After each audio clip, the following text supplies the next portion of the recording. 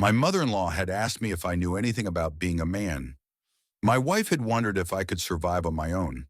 3 days later, they got their answer to those questions. My name is Mark Johnson. I'm 39 years old, and I'm an ordinary guy working at an insurance company in Denver, Colorado. I've been married to Rachel for 7 years, and I've always had a tense relationship with my mother-in-law, Sarah. But I never imagined how sinister what they planned that weekend would be. Everything started Friday evening. When Rachel came home, she had a strange smile on her face. She told me she had talked to her mother and suggested we go to the mountain house this weekend, just the three of us, to strengthen family bonds. Rachel's mother, Sarah's mountain house, was in the Colorado Rockies, 50 miles from Aspen. It was difficult to reach, no phone service, and the nearest neighbor was 20 miles away. This offer made me suspicious. Sarah didn't like being in the same environment with me. Why did she suddenly want family bonding? But Rachel insisted. She said her mother was trying to change and asked me to give her a chance. Maybe she was right. Maybe Sarah was really changing. Saturday morning, we set off in Sarah's luxury SUV. Sarah was in the driver's seat, Rachel in front, and I was sitting in the back. Throughout the journey, Sarah kept making remarks to me. She asked if I had ever been camping, if I knew how to make a fire, if I had any hunting or fishing experience. Every question had a mocking tone in her voice. Rachel was also joining the conversation. She said I was a city kid and didn't really know what to do in nature. They were both laughing. I tried to laugh too, but there was an uneasiness inside me. It was as if they were making fun of me. After a 3-hour journey, we reached the mountain house. The house was really in a very isolated place. There were no buildings for miles around, just trees, rocks, and silence. The house was an old log cabin that Sarah's former husband had built. Sarah's first husband had died in a mountaineering accident 10 years ago. We toured the house. Sarah was constantly giving me instructions. She wanted me to carry suitcases, bring wood, constantly do something. Rachel was just watching, not helping at all. These strange behaviors bothered me, but I endured them for family harmony. While preparing dinner, Sarah told me to make a campfire. She stated that since I was a man, making fire was my job. I did my best. I knew how to make fire. I had gone to scout camps as a child. But Sarah was constantly interfering. She said I was doing it wrong, that it wasn't like that I should do it this way. After dinner, while Sarah and Rachel were washing dishes together, I was sitting outside. I could hear whispers from inside, but I couldn't understand what they were talking about. I heard laughter from time to time. Could they be talking about their plans? When we went to sleep at night, Sarah showed me the guest room. This room was the coldest part of the house. The heating system wasn't working here. Rachel and Sarah would stay in the master bedroom. Why wasn't I staying in the same room with them? We're married but separate rooms, Rachel tried to explain to me. She said her mother had old husband habits and thought I wouldn't be uncomfortable in a single bed. She also added that there was a manhood test tomorrow and I needed to rest. Manhood test? What did this mean? Rachel just smiled and didn't give details. That night was very cold. The blanket was insufficient. I could barely sleep. When I finally got some sleep towards morning, I woke up to Sarah's voice. She was telling me to get up, that it was time for the manhood test. At breakfast, Sarah explained the plan to me. She said I had always been a city kid, and they wanted to test whether I could survive in nature. She stated that they would give me 3 days, that I would stay here alone, that I wouldn't receive any help. She added that if I succeeded, she would accept me as a real man. This was ridiculous. Why was such a test needed? I was a 39-year-old married man. I didn't need to prove my manhood to anyone. But Rachel supported her mother. She said this would be good for me, that it was my chance to prove myself. I tried to object. I said this was illogical and dangerous. I asked what I would do if something happened. No phone service, the nearest town was 50 miles away, but Sarah was determined. She told me not to worry, that they would return in 3 days. She added that if I was still alive, they would pick me up. These words scared me. Was her saying, if I was still alive, intentional? Did she want something bad to happen to me? Then they said something even more shocking. Sarah stated that the car would also be taken. She said the manhood test would be done without any escape possibility, that I would stay here alone, that I wouldn't have any means of transportation. This was now a serious situation. They were really abandoning me. The nearest town was 50 miles away. It was impossible to walk there. Mountainous terrain, wild animals, changing weather conditions. This was a real survival test. I tried to object to Rachel one last time. I asked that this was very dangerous, what I would do if something happened. But Rachel just shrugged her shoulders. She said I could do it, that she trusted me. She also said it was only 3 days, asking what could happen. At 10 a.m., they completed their preparations. Sarah gave me the final instructions. She said there was enough food in the house, that there was wood. She said if I was smart, I would last 3 days. If I was a man, of course, I would succeed. Rachel kissed me and said goodbye. She said we would see each other, that it would be fun. Then they both got in the car and left. I stood alone in front of the house, watching until I could no longer hear the car. The shock of the first day was indescribable. I had really been abandoned. My wife and mother-in-law had left me alone in the middle of the mountain and gone. For the first few hours, I couldn't understand what had happened to me. Maybe they would really come back. Maybe this was just a bad joke. But as the hours passed, the seriousness of the situation became clear. I was here, alone, 50 miles to the nearest town. No phone service. There wasn't even a radio. Just me, the mountain house and the wild nature around me. I examined the house again. There really was food in the kitchen. Canned food, pasta, rice. About 3 to 4 days worth of food. Sarah wasn't lying. There was enough food. But did this comfort me? Number. Because this showed how far in advance the plan had been prepared. The first night was very difficult. Not only was it cold, but the loneliness was also very heavy. I heard strange sounds outside. Howling sound, rustling leaves, breaking branches. Wild animals were around. Bears, mountain lions, wolves. They were all in this area. I tried to keep the fire burning constantly, both to warm up and to keep the animals away. But the wood was limited. I would need to go out and collect wood. Going out in the dark was very dangerous. On the second day, I began to better evaluate my situation. I remembered the behavior of Rachel and Sarah. The moments when they constantly laughed, whispered, and humiliated me throughout the journey. This wasn't a coincidence. They had planned this. But why?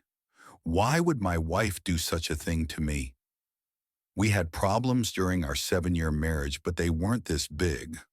I knew Sarah didn't like me, but why had Rachel joined her? Then a terrible possibility came to my mind. What if this really wasn't a joke?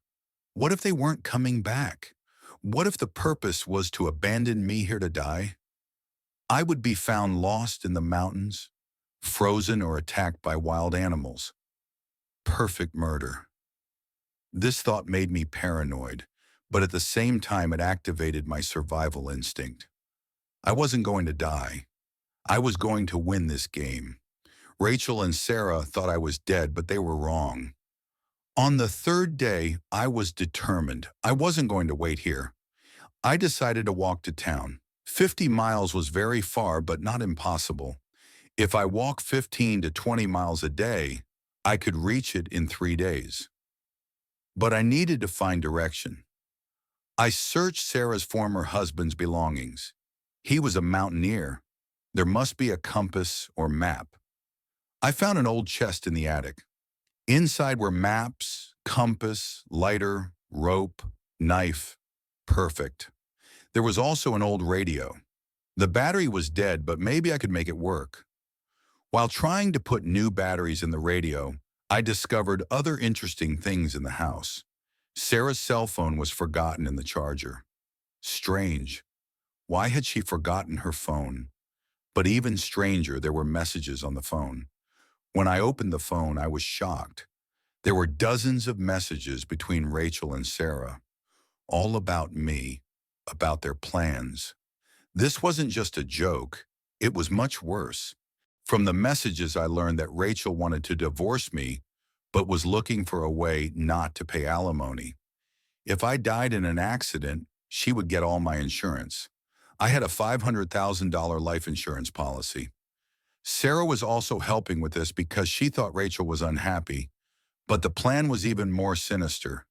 They would leave me here, tell everyone in town that we went for a test.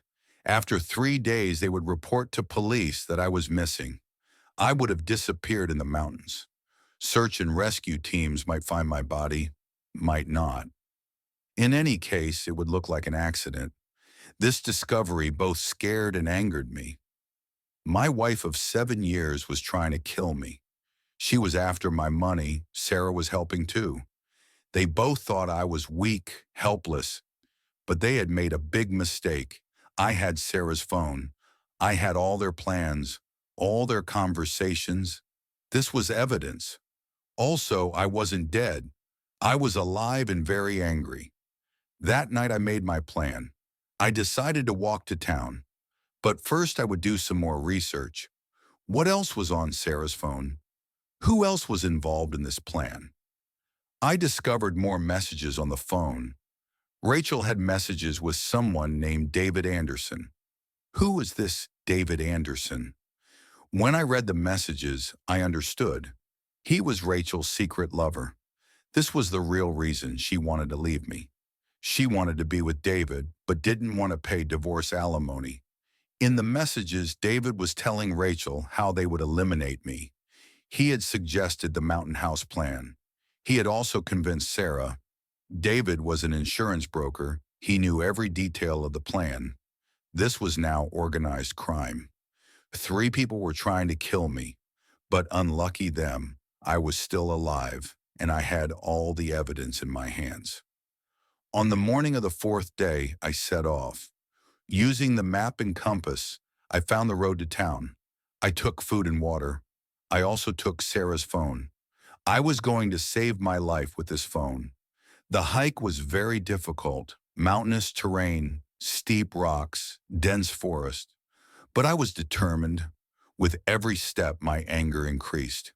With Rachel's betrayal to me, with Sarah's hatred, with David's plan. I would make all of them pay. I walked 18 miles the first day. I made a fire at night and camped. The second day was harder. My legs hurt, but I continued. I walked 15 more miles. On the 3rd day, I finally reached town in the afternoon. The town was Pinedale, Colorado, a small mountain town. First thing, I went to the police. I told the whole story to Sheriff James Morrison. I showed him the messages on Sarah's phone. The sheriff was shocked. This was a serious crime. Assassination plan, insurance fraud, abandonment. The sheriff immediately took action. He would find Rachel, Sarah, and David. But first, my safety was important. Since Rachel and Sarah thought I was dead, they would be shocked. Maybe they could take more dangerous actions. That evening, while I was waiting in my motel room, Rachel's phone rang. I answered but didn't speak. I heard Rachel's voice. "Mark? Mark, are you there?" There was panic in her voice. I didn't know why they had called me. The next day, I heard from Sheriff Morrison. They had found Rachel and Sarah. They were at David's house in Denver. All of them had been arrested. Thanks to the messages on Sarah's phone, the entire plan had been revealed. The court process moved very quickly. Rachel got 15 years in prison for attempted assassination and insurance fraud. Sarah got 10 years for assistance and complicity. David got 12 years for planning and fraud. The divorce case was also concluded quickly. Due to Rachel's attempted crime, she couldn't claim any rights. The house, car, all assets became mine. I also won a compensation case from Rachel's family. But the biggest victory was psychological. The people who thought I was weak and helpless were wrong. I had survived 3 days in the mountains, walked 50 miles, saved my own life. I had also gotten them caught. Now 2 years have passed. I've built a new life in Colorado. I sold the mountain house. I wanted to erase those memories. I found a new job, made new friends. I even have a new girlfriend, Jennifer. She values me, doesn't cheat on me. Sometimes I hear that Rachel writes letters from prison. She writes that she's sorry, that she did wrong, but I don't read them. She stayed in my past. David Anderson is also in prison. His insurance broker license was revoked. His career is over. Sarah is also spending her old age in prison. They all lost their lives because they tried to kill me. Now I'm a strong man. That mountain experience changed me. My self-confidence increased. I learned that I could survive, that I could deal with difficult situations. No one will underestimate me again. I had answered my mother-in-law's question. Yes, I know about manhood. Yes, I can survive. And yes, I can make those who betray me pay. Those 3 days had changed a lot for me. I had transformed from an ordinary insurance worker to a strong survival expert. I still use the lessons I learned in the mountains. I trust myself. I make my plans. I don't trust anyone easily. Rachel and Sarah had wanted to test me. I had passed the test successfully, but the real test had been for them. They had shown how bad their characters were, and they were paying the price heavily. Sometimes I think about that mountain house. Now it stands empty. No one goes there. Sarah's former husband's memories remain there. Maybe if that man had known this plan, he would have stopped his wife. But he was no longer there. I had to settle my own account, and I had settled it. Justice had been served. I was alive. I was strong. I had succeeded. They were in prison. Their lives were ruined. Who had passed the manhood test was now very clear.